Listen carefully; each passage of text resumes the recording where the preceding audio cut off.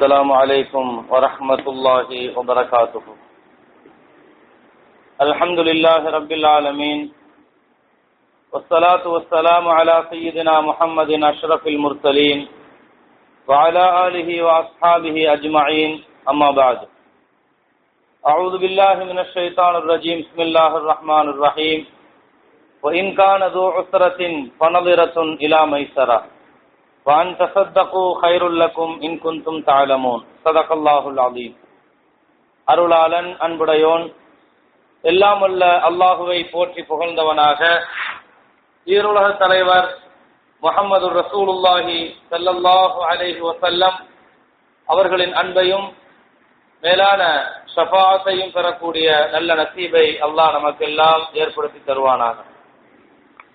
நாம் இன்றைய தினம் ஓதிய கேட்ட அனைத்து இறைவசனங்களுக்கும் நிறைவான நற்கூலியை ரப்புல் ஆலமீன் அல்லாஹ் வழங்கி அருள் புரிவானாக. நம்முடைய இன்றைய அமல்கள் அனைத்தையும் அல்லாஹு தஆலா குறைவின்றி நிறைவோடு அல்லாஹ் நிரப்பமான கூலியை வழங்கி அருள் புரிவானாக. கண்ணியத்திற்கும் மிகுந்த மரியாதைக்கும் உரிய பெரியோர்களே, அல்லாஹுடைய நல்லடியார்களே, இன்று ஓதப்பட்ட சூரத்துல் பக்ரா. இந்த சூரத்துல் பக்ராவை பொறுத்தவரையில்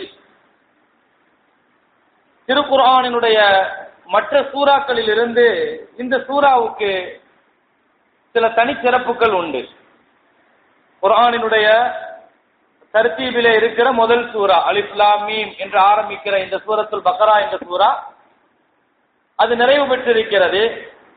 திருக்குர்ஆனினுடைய மற்ற சூறாக்களோடு ஒப்பிடும் பொழுது இந்த சூரா சில தனித்தன்மைகள் பெற்றிருக்கிறது.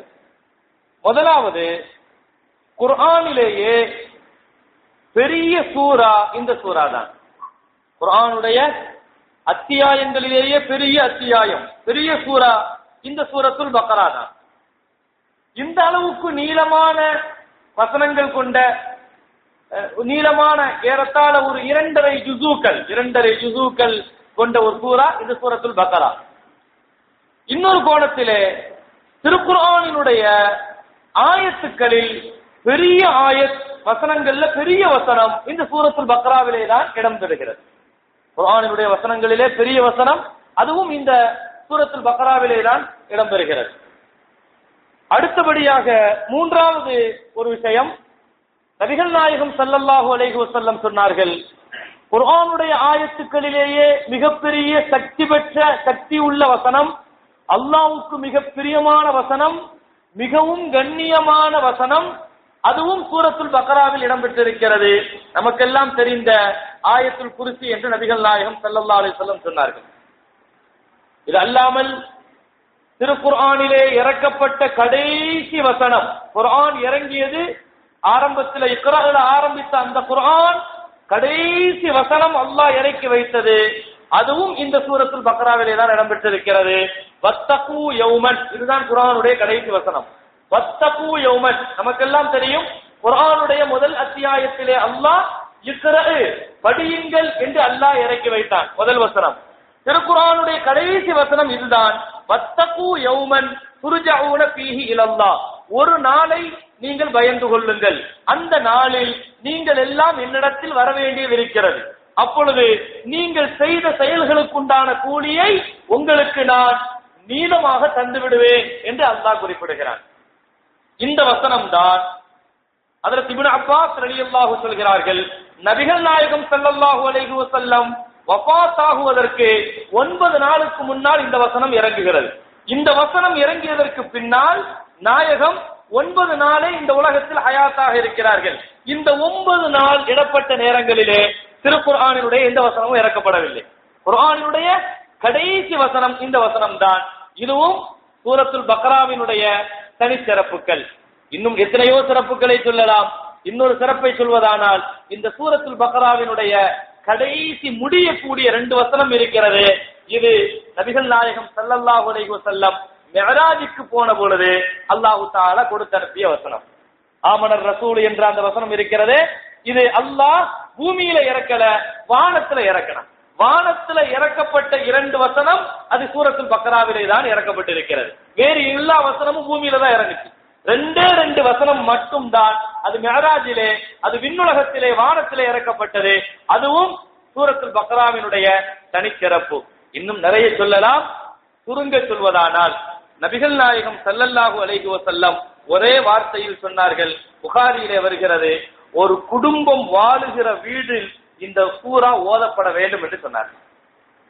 சூரத்துல் பக்ராவை முத்தாய்ப்பா நபி ஸல்லல்லாஹு அலைஹி வஸல்லம் சொன்னாங்க, ஒரு குடும்பம் குடியிருக்கிற வீட்டுல இந்த சூரா ஓதப்படணும், இல்லன்னா ஷைத்தானுடைய ஆதிக்கம் அதிகமாகும். நாங்க நபி ஸல்லல்லாஹு அலைஹி வஸல்லம் ஷைத்தானிலிருந்து ஒரு வீடும் குடும்பமும் சந்ததியும் பாதுகாக்கப்பட வேண்டும் என்று சொன்னால் மற்றெல்லா சூறாக்களையும் விட சூரத்துல் பக்ரா ஒரு குடும்பத்தில் ஓதப்பட வேண்டும்.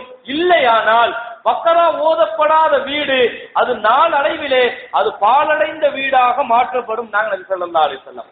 எனவே கண்ணியத்திற்குரிய மேலான பெருமக்களே, அப்படிப்பட்ட சூரத்துல் பக்ராவை அல்லாஹ் ஓதுகிற கேட்கிற, அதிலும் தொழுகையில ஓதுகிற கேட்கிற உயர்ந்த நசீபை அல்லாஹு தஆலா நமக்கு எல்லாம் தந்திருக்கிறான். கைர் அல்ஹம்துலில்லாஹ். இப்போ இந்த சூரத்துல் பக்ரால நிறைய சட்டங்களை அல்லாஹு தஆலா சொல்றான். நிக்காஹ், தலாக், இப்படி பல்வேறு சட்டங்கள் இன்று ஓதப்பட்ட வசனங்கள்ல அதனுடைய பிந்திய பகுதிகள்ல அல்லாஹ் சொல்லக்கூடிய ஒரு வசனம், கொடுக்கல் வாங்கல் சம்பந்தமாக வரக்கூடிய ஒரு வசனம். என்ன சொல்றான்? கடன் சம்பந்தமாக இறக்கப்படுகிறது. இப்போ ஒருத்தருக்கு நீங்க கடன் கொடுக்கிறீங்க. அல்லாஹ் சொன்னா, கடன் பெற்றவர் கடனை திருப்ப கொடுக்க முடியாத அளவுக்கு கொஞ்சம் கஷ்டத்தில் இருக்கிறார். கடன் வாங்கியவர் கொஞ்சம் கஷ்டப்பட்டவராக இருந்தால் அல்லாஹ் சொன்னான், பணமிரசும் இலாமைசரா, கொஞ்சம் நீங்கள் தவணை கொடுங்கள், கொஞ்சம் நீங்கள் தவணை கொடுங்கள். சரி, தவணை கொடுத்தும் தர முடியவில்லை. அல்லாஹ் அடுத்து சொன்னான், அதை நீங்கள் தள்ளுபடி செய்து விட்டால் இன்னும் உங்களுக்கு சிறப்பு என்று அல்லாஹ் சொல்றான். கடன் பெற்றவர் கொடுக்க முடியாத ஒரு கஷ்டத்தில் இருக்கிறார், நன்றாக தெரிகிறது. இப்ப ரெண்டு சாய்ஸ் ஆப்ஷன் அல்லாஹ் கொடுக்கிறான். ஒன்று, நீங்கள் அதை கொஞ்சம் தவணை கொடுங்கள், மிகப்பெரிய சிறப்பு, அது மிகப்பெரிய நன்மை அது. இரண்டாவது, அதை தாண்டி நீங்க நன்மையை பெறணும்னா அதை தள்ளுபடி செஞ்சிருங்க. என்று அல்லாஹு தஆலா இந்த வசனத்திலே சொல்கிறான். கண்ணியத்திற்குரிய பெருமக்களே, இஸ்லாத்தை பொறுத்தவரையில் கடன் விஷயத்தில் வரப்பட்ட தருகிற எச்சரிக்கைகளை போல வேறு எந்த விஷயத்திலேயும் இவ்வளவு தூரத்திற்கு வலியுறுத்தி தரப்படவில்லை. கடன் கொடுத்தால், வசதி இல்லாமல் இருந்தால் அவனையும் தள்ளுபடியும் செய்யுங்கள் என்று சொல்லக்கூடிய இஸ்லாம் கடன் வாங்குவதற்கு ஊக்கப்படுத்துகிறது என்று நினைத்துவிட வேண்டாம். கடன் வாங்குகிற விஷயத்தில் கடுமையான எச்சரிக்கையை தருகிறது. இன்றைக்கு கடன் என்பது சர்வ சாதாரணமாக வாங்கப்படுகிறது. ஆனால் குர்ஆனுடைய ஹதீஸினுடைய கண்ணோட்டத்திலே கடனுடைய விஷயத்தில் ஏற்படக்கூடிய பின்விளைவுகளையும் பிரச்சனைகளையும் பார்க்கிற பொழுது அல்லாஹுவை பயந்து நடக்க வேண்டிய ஒரு நிலை ஏற்படுகிறது. நபிகள் நாயகம் ஸல்லல்லாஹு அலைஹி வஸல்லம் சொல்கிறார்கள், மௌத்திலேயே மிக கெட்ட மௌத் எதுன்னா கடனோடு மௌத்தாகிறது. நாங்கள் சொல்லலாம், ஒரு மூமினுடைய மௌத்தில மிக கெட்ட மௌத். யார் வாங்கவில்லை கடன்? இருப்பவரும் வாங்குகிறார், இல்லாதவரும் வாங்குகிறார். நிறைய சம்பாதிக்கிறாரு, சரி ஒரு 50,000 ரூபாய் மாசம் சம்பாதிக்கிறாரு, லட்சக்கணக்கில் சம்பாதிக்கிறாரு, அவரும் கடன் வாங்குகிறார். கடன் என்பது இன்றைக்கு அத்தியாவசிய ஒரு தேவையாக மாறி போய்விட்டது. காரணம், வாழ்க்கை ஆடம்பரமாக மாறிடுச்சு. வாழ்க்கை ஆடம்பரமாக மாறிய காரணத்தினால் கடன் என்பது இன்றைக்கு அத்தியாவசியம். 2,000 ரூபாய் சம்பாதிக்கிறவரும் கடனுடனே வாழ்க்கை நடத்த வேண்டியது இருக்கிறது. 2 லட்சம் ரூபாய் சம்பாதிப்பவரும் கடனுடன் வாழ்க்கை நடத்துகிறார். இதைவிட மேலாக பெரிய அளவுல லட்சக்கணக்கில் பெரிய அளவுல வியாபாரம் பண்றாரு, அவரும் கடனை தவிர்த்து விட்டு வாழ முடியவில்லை. எல்லா தரப்பு மக்களும் நிறைந்திருக்கிற இந்த கடனை குறித்து நபிகள் நாயகம் ஸல்லல்லாஹு அலைஹி வஸல்லம் தருகிற எச்சரிக்கை, கடனுடன் மரணமானால் அந்த மரணம் மிக கெட்ட மௌத் என்று சொன்னார்கள். சஹாபாக்கள் அமர்ந்திருக்கிற ஒரு மஜ்லிஸ்ல ஸல்லல்லாஹு அலைஹி வஸல்லம் மஸ்ஜித் நபவிக்கு வந்தார். சஹாபாக்களுக்கு பக்கத்துல உட்கார்ந்த நபி ஸல்லல்லாஹு அலைஹி வஸல்லம் அந்த ஜனாசா வைப்பாங்க மஸ்ஜித் நபவியில, அந்த ஜனாசா வைக்கிற இடத்துல போய் உட்கார்ந்தாங்க ஸல்லல்லாஹு அலைஹி வஸல்லம். அந்த இடத்துல உட்கார்ந்தவர்கள் சஹாபாக்கள் இங்கிருந்து எழுந்திருச்சு ரசூலுல்லாஹ் பக்கத்துல போய் உட்கார்ந்தாங்க. நபி ஸல்லல்லாஹு அலைஹி வஸல்லம் ஃபர்தஃபா இல ஸமா, வானத்தின் பக்கம் தங்கள் பார்வையை பார்த்தார்கள். மீண்டும் கீழே குனிந்தார்கள். மா நஸல பித்தஷ்தீர், மானசல பித்தக்தி, எவ்வளவு கடுமையான ஒரு வேதனையை இந்த பூமியிலே அல்லாஹ் இறக்கி வைத்து விட்டான். எவ்வளவு கடுமையான வேதனையை, வார்த்தையை அல்லாஹ் இந்த பூமியிலே இறக்கி வைத்து விட்டான் என்று சொன்னார். சுப்ஹானல்லாஹ், அல்லாஹ் பரிசுத்தமானவன். சஹாபாக்களுக்கு ஒன்றும் புரியவில்லை. மறுநாள் ரசூலிடத்திலே சஹாபாக்கள் கேட்டார்கள், யா ரசூலல்லாஹ், நேற்று தாங்கள் அமர்ந்திருக்கும் பொழுது இப்படி ஒரு வார்த்தையை சொன்னீர்கள், வானத்திலிருந்து அல்லாஹ் ஒரு கடுமையான வார்த்தையை இறக்கி வைத்து விட்டான் என்று சொன்னீர்களே, அது என்ன வார்த்தை என்று கேட்டார்கள். ஸல்லல்லாஹு அலைஹி வஸல்லம் சொன்னார்கள், இன்ன ரஜுலன் குத்தில ஃபீ சபீலில்லாஹ் ثم وحي ثم قتل ثم وحي ثم قتل ثم وحي ثم قتل ஸல்லல்லாஹு لا دخل ما دخل الجنة على دين. ஒரு மனிதன் அல்லாஹ்வின் பாதையில் கொல்லப்பட்டான், ஷஹீத். அல்லாஹ் மீண்டும் அவனுக்கு உயிர் கொடுத்தான், மீண்டும் அல்லாஹ்வின் பாதையில் கொல்லப்பட்டான், மீண்டும் அல்லாஹ் உயிர் கொடுத்தான், மீண்டும் அல்லாஹ்வின் பாதையில் தன் உயிரை விட்டான், மீண்டும் அல்லாஹ் உயிர் கொடுத்தான், மீண்டும் 4 தடவை தான் உயிரை அல்லாஹ்வுடைய பாதையில கொடுத்தார். இப்படிப்பட்ட ஒரு முஜாஹித், ஒரு ஷஹீத் கடனுடன் அல்லாஹ்விடத்தில் சென்றால் அல்லாஹ் சொர்க்கத்தினுடைய வாடை கூட நுகர விட மாட்டான். நாங்கள் சொல்லலாம். யாருங்க ஷஹீது? எந்த ஷஹீத பார்த்து திருக்குர்ஆன்ல அவங்க மௌத்தா போனவங்க நீங்க நினைக்க கூடாதுன்னு சொல்லி சொன்னானோ, எந்த ஷஹீத பார்த்து அவங்க மௌத்தா போயிட்டாங்கன்னு சொல்லக்கூடாதுன்னு சொன்னானோ, அல்லாஹ் ஷஹீத பார்த்து உலகத்துல எல்லாரும் மையத்து, ஆனா ஷஹீத மையத்துன்னு சொல்லக்கூடாது. குர்ஆன் தடை செய்யுது. ஷஹாதத், அல்லாஹ்வின் பாதையில் உயிரை விட்டவர், அவர் மௌத்தானவர் அல்ல, உயிருடன் இருக்கிறார். திருக்குர்ஆன் சொல்கிறது. எந்த மரணமும் அது மரணமாகிற பொழுது அந்த ரூஹு அது இல்லீனுக்கு போகும். நல்ல ரூஹா இருந்தால், கெட்ட ரூஹா இருந்தால் சிஜ்ஜீனுக்கு போகும். உடல் மட்டும்தான் கபரிலே, ரூஹு வானத்தில் உள்ள இல்லீன் என்ற இடத்திலும் சிஜ்ஜீன் என்ற இடத்திற்கும் செல்லும். ஷஹீதுனுடைய ரூஹ் மட்டும்தான் 2 இடத்துக்கும் போறதில்லை, நேரடியாக சொர்க்கம் செல்லும் என்று நபிகள் நாயகம் ஸல்லல்லாஹு அலைஹி வஸல்லம் சொன்னார்கள். ஷஹீதுக்கு மட்டும்தான் அல்லாஹ் உயிர் போன மறுநிமிடத்திலேயே அது சொர்க்கத்திலே பறவையினுடைய உடலிலே அவர் ரூஹ் கலந்து அது சொர்க்கத்தை சுற்றி அலையும் என்று சொன்னார்கள். புகாரி ஷரீஃபிலே ஹதீஸ் வருகிறது. ஒரு ஷஹீத் மட்டும்தான், அவர் மௌத்தில்லை என்ற காரணத்தினால் தான் ஒரு ஷஹீதுக்கு இறுதி சடங்குகள் செய்வதில்லை. ஒரு ஷஹீதுக்கு குளிப்பாட்டக்கூடாது, தொலை வைக்க கூடாது, கஃன் செய்யக்கூடாது, எதுவுமே செய்யக்கூடாது. அந்த ரத்தத்துடன் அப்படியே போட்டு அடக்க வேண்டும் என்று மார்க்கம் சொல்கிறது. காரணம் என்ன?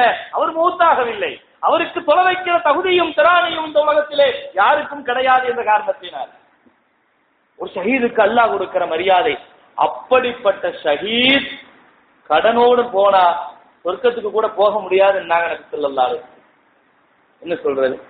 இதை விட ஒரு கடுமையான வார்த்தை என்ன சொல்றது? ஒரு ஷஹீதுக்கே இந்த நிலை என்று சொன்னால், சாமானியப்பட்ட நம்மை போன்றவர்கள் கடனுடன் மௌத்தாகிற பொழுது அல்லாஹ் பாதுகாக்க வேண்டும். இந்த ரூஹ் என்ன ஆகும்? எந்த ஜனாசாவுக்கு நபிகள் நாயகம் ஸல்லல்லாஹு அலைஹி வஸல்லம் வந்தாலும் கேட்கிற கேள்வி, இவர் யார், இவர் குடும்பம் என்ன, எத்தனை பிள்ளைங்க கேட்கறது இல்ல. ஒரே கேள்விதான். நாயகம் தக்பீர் கட்டுவதற்கு முன்னால் அல் அலைஹி தைனுன், கடன் இருக்குதான் கேட்பாங்க. ஹதீஸ் ஷரீஃபை எடுத்து பாருங்க. எந்த ஜனாசாவுக்கு வந்தாலும் நாயகம் தான் தக்பீர் கட்டுவதற்கு முன்னால கடன் இருக்கிறதா? கடன் இருக்கிறது என்று சொன்னால் சல்லு அலா சாஹிபிக்கும், நீங்க தொலை வைங்கன்னு போயிடுவாங்க. அவர் காஃபிர் என்ற காரணத்தினால் அல்ல, தங்களுடைய சஹாபாக்களுக்கு நாயகம் உணர்த்துகிறார்கள், கடனுடன் நீங்கள் மௌத்தானால் நான் தொலை வைக்கிற நசீப் உங்களுக்கு கிடைக்காது என்று சஹாபாக்களுக்கு உணர்த்துகிறார்கள். வாழ்நாளினுடைய கடைசியிலே நாயகம் தங்களுக்கு தொலை வைக்காத ஒரு துறவித்தை விட வேற என்ன பெரிய பாக்கிய இழப்பு இருக்க முடியும் சஹாபாக்களுக்கு? வந்தார்கள் நபி ஸல்லல்லாஹு அலைஹி வஸல்லம், ஒரு ஜனாசாவுக்கு தக்பீர் கட்டுவதற்காக கேட்டார்கள். அல் அலைஹி தைனுன், கடன் இருக்குதான் கேட்டாங்க. நாம் யா ரசூலல்லாஹ், கடனோடு மௌத்தா போயிருக்கிறார், கடனை விட்டுட்டு மௌத்தா போயிருக்கிறார். எவ்வளவு இருக்கிறது? தீனாராணி, 2 தீனார், 2 தீனார் கடனுடன் மௌத்தாகி இருக்கிறார். நபிகள் நாயகம் ஸல்லல்லாஹு அலைஹி வஸல்லம் சல்லு அலா சாஹிப், நீங்க தொலைவைங்கன்னு போயிட்டாங்க. சஹாபாக்களுக்கு எல்லாம் அதிர்ச்சி. பின்னால இருந்த கதாதா ரலியல்லாஹு, அந்த சஹாபி யா ரசூலல்லாஹ் அலைய தீனாராய், அந்த 2 தீனாருக்கு நான் பொறுப்பெடுக்கிறேன் நாயகமே, நீங்கள் தொழ வையுங்கள். அந்த 2 தீனாருக்கு நான் பொறுப்பெடுக்கிறேன், நான் கொடுத்து விடுகிறேன், நீங்கள் தொழ வையுங்கள். நபிகள் நாயகம் ஸல்லல்லாஹு அலைஹி வஸல்லம் கதாதாவை பார்த்து கேட்டார்களாம், ஹக்குல் கரீம், ஹக்குல் கரீம், கதாதாவே, இந்த மையத்தின் இடத்தில் நீ இருக்கிறாய், இந்த மையத்தின் ஹக்கை நீ வாங்கி இருக்கிறாய், ஞாபகம் இருக்கிறதா, தெரிந்துதான் சொல்கிறீரா என்று கேட்ட பொழுது, நாயகமே இந்த மையத்துக்கு உண்டான எல்லா ஹக்கையும் நான் எடுத்துக்கிற நாயகமே, அந்த 2 தீனாருக்கு நான் பொறுப்புன்னு சொல்லி சொன்னார். நபிகள் நாயகம் ஸல்லல்லாஹு அலைஹி வஸல்லம் ஃபதகத்தம ஃபகப்பர, தக்பீர் கட்டி தொழுது முடிச்சிட்டாங்க. தொழுது முடிச்சிட்டு மையத்தை கொண்டு போயிட்டாங்க, அடக்கம் செஞ்சாச்சு. சும்ம லக்கிய அபா கதாதா பில்லைல், இரவு நேரத்துல அபூ கதாதாவை நபி ஸல்லல்லாஹு அலைஹி வஸல்லம் சந்திச்சாங்க. சந்திக்கிறப்ப ரசூலுல்லாஹ் கேட்டாங்க, மா கபரு தீனாரைன், கதாதாவே என்னாச்சு 2 தீனார்னு கேட்டாங்க. 2 தீனார் என்னாச்சு?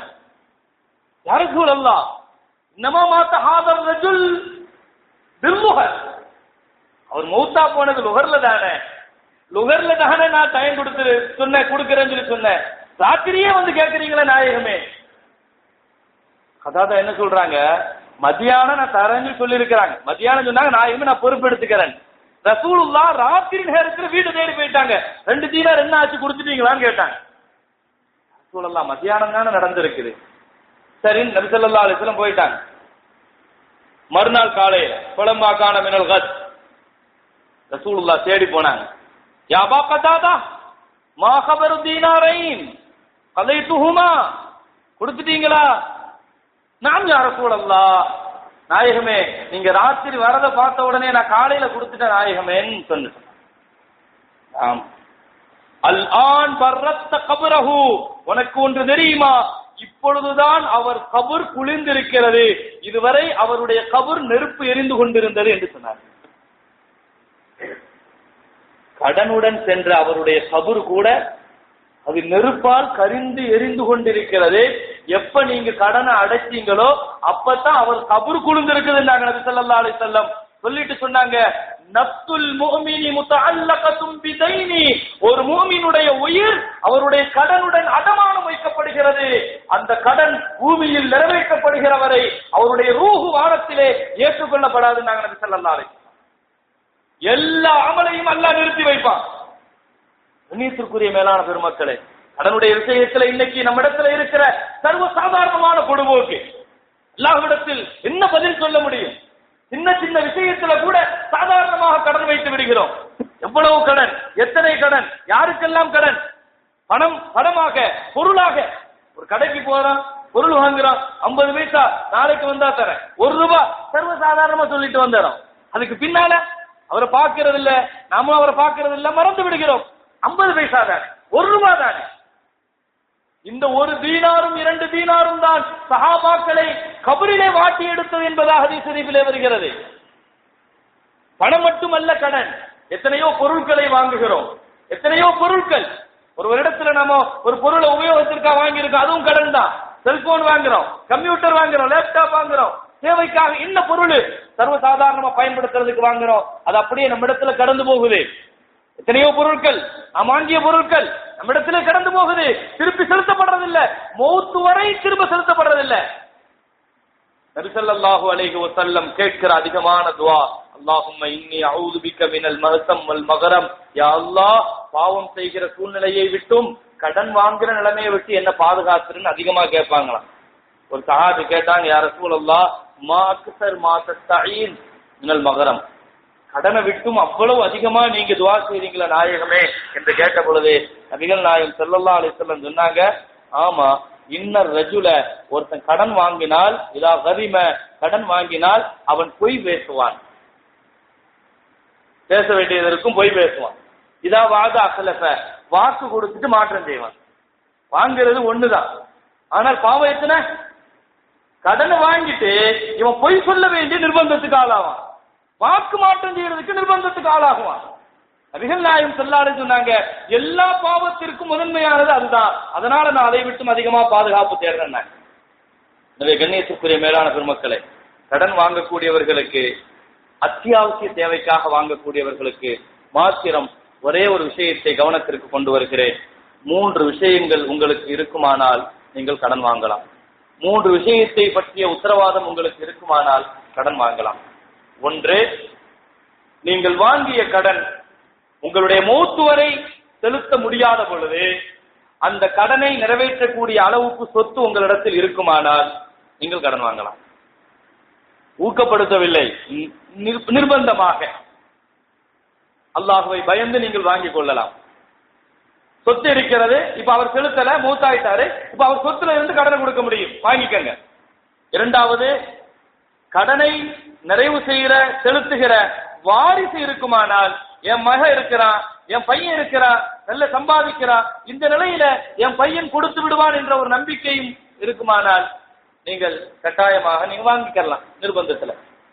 3வது ஒரு நிலை, அது சஹாபாக்களுக்குன்னு உள்ள ஒரு நிலை, மிக உயர்ந்த நிலை. அது கடன் என்பது அல்லாஹ்விடத்துல நீங்கள் இப்படிப்பட்ட அடியார்களாக இருந்தால் கடன் வாங்குங்கள். எப்படிப்பட்ட அடியார்? நபி ஸல்லல்லாஹு அலைஹி வஸல்லம் சொன்னாங்க, சில அடியார்கள் நல்லவர்கள் இப்படி இருக்கிறார்கள், லவ் அக்ஸம அலல்லாஹி அபர்ரா, அவர்கள் அல்லாஹ்வை கை நீட்டி சொல்லுவார்கள், யா அல்லாஹ் இத முடிச்சிருன்னு சொல்லுவாங்க, அல்லாஹ் முடிச்சிருவான். இப்படி சில பேர் இருக்கிறாங்கன்னு நபி ஸல்லல்லாஹு அலைஹி வஸல்லம்.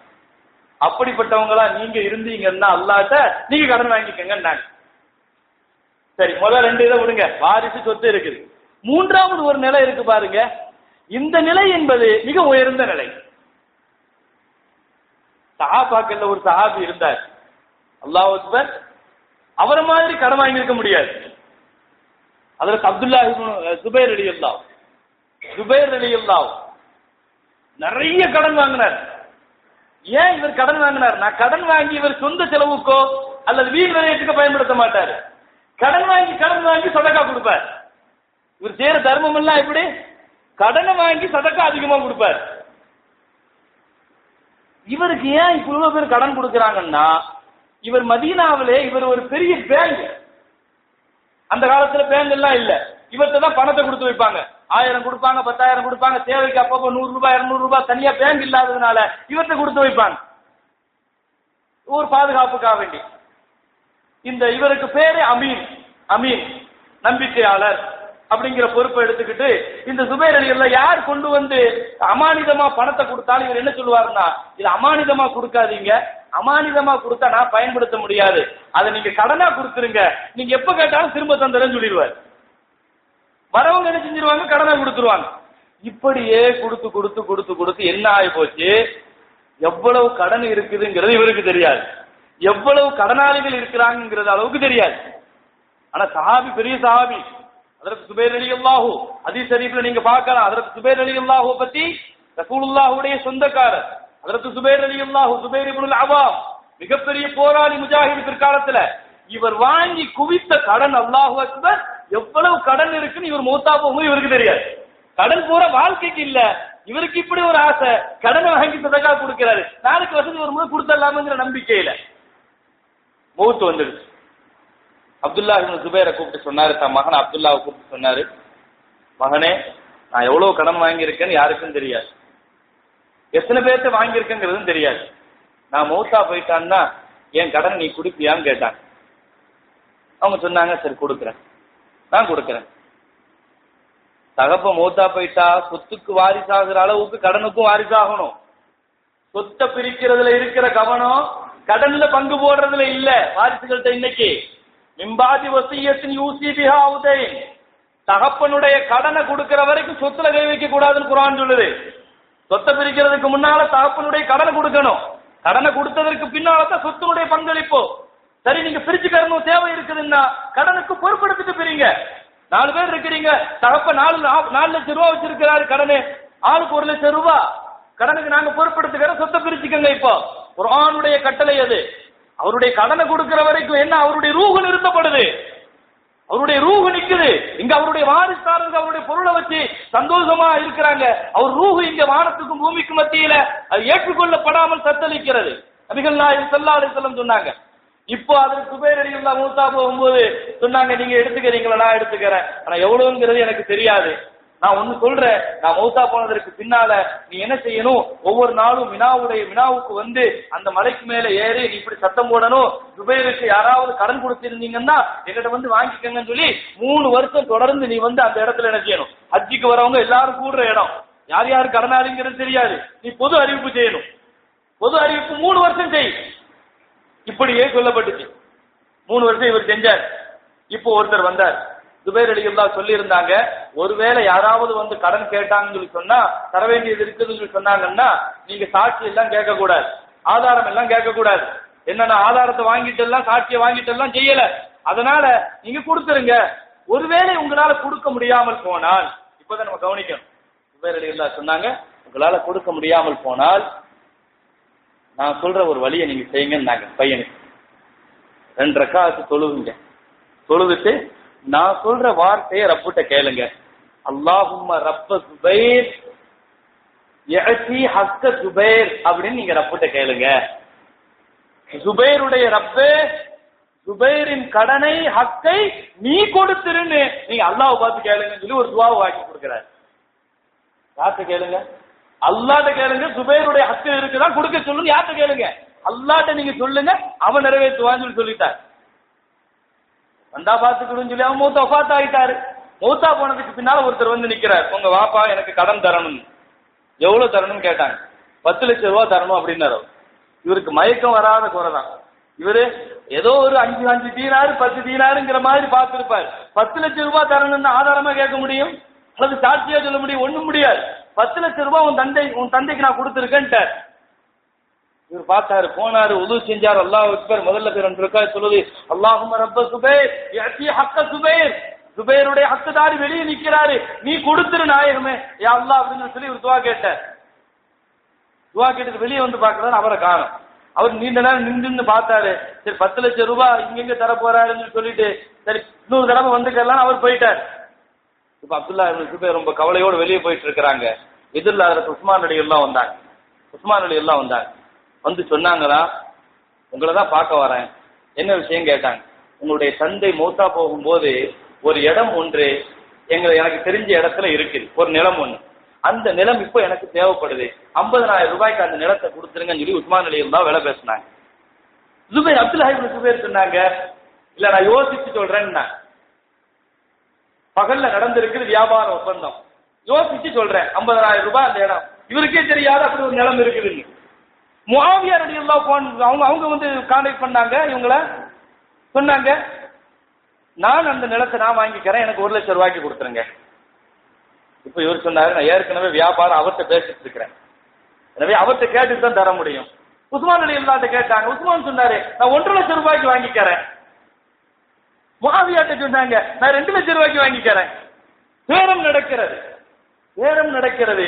கடைசியில 25 லட்சம் ரூபாய் அந்த இடம் முடிவாகி உஸ்மான் ரலியல்லாஹு அந்த இடத்தை வாங்குறாங்க. ஒரு அர்ஜென்டான தேவைக்காக அந்த நிலத்தை. எவ்வளவு பெருமானம் உள்ள இடம் அது? 10,000 ரூபாய்க்கு பெருமானம் உள்ள இடம். 25 லட்சம் ரூபாய்க்கு வாங்கி 10 லட்சம் ரூபாய் அவர் கடனை கொடுத்துட்டு மீதி 15 லட்சம் ரூபாய் வரக்கூடியவர்கள் மற்றவர்களுடைய கடனுக்காக இவர் வைத்திருந்தார் என்பது அவர் அப்துல்லா இப்னு ஜுபைர் ரலியல்லாஹு அன்ஹுடைய வரலாறு. கண்ணியத்திற்குரிய மேலான பெருமக்களே, அல்லாஹ்வின் மீது சில அடியார்கள் சத்தியமிட்டு இது நடக்க வேண்டும் என்பார்கள், அது அல்லாஹ் நடத்துவான் என்று நபிகள் நாயகம் ஸல்லல்லாஹு அலைஹி வஸல்லம் சொன்னார்கள்.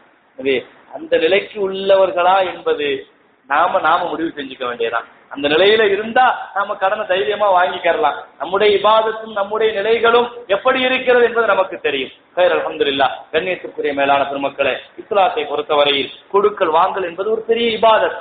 இந்த விஷயத்துல ரொம்ப கவனம் செலுத்தம். நபி ஸல்லல்லாஹு அலைஹி வஸல்லம் சொன்னாங்க, மன் அத்தான மாலன் மர்ரத்தை, ஒருவருக்கு கடன் கொடுக்கிறார் என்று சொன்னால் 100 ரூபாய் கடன் கொடுத்தா அல்லாஹ் அதுல பாதி 50 ரூபாய் சதக்கா கொடுத்த நன்மை எழுதுவானா. ஒருத்தர் 1000 ரூபாய் கடன் கொடுக்கிறாருன்னு வைங்க, கடனுக்கு கடன் 1000 ரூபாய் திரும்ப வந்துடும். ஆனால் நபி ஸல்லல்லாஹு அலைஹி வஸல்லம் சொன்னாங்க, இவர் எவ்வளவு கடன் கொடுக்கிறாரோ அதுக்கு பாதி அளவுக்கு சதக்கா கொடுத்த நன்மை அல்லாஹ் கொடுப்பான். நபி ஸல்லல்லாஹு அலைஹி வஸல்லம் சரி அடுத்து சொன்னாங்க, மன் அம்மர முஸிரன் வலஅ, ஒருவர் கடன் கொடுத்துட்டு அவரால் கொடுக்க முடியலன்னு அவர் தவணை கொடுக்கிறார் அல்லது தள்ளுபடி செய்கிறார், இவரை அல்லாஹ் நாளை அல்லாஹ் தன் அரிசிக்கு நெருக்கமாக உட்கார வச்சிருவான் சொன்னாங்க.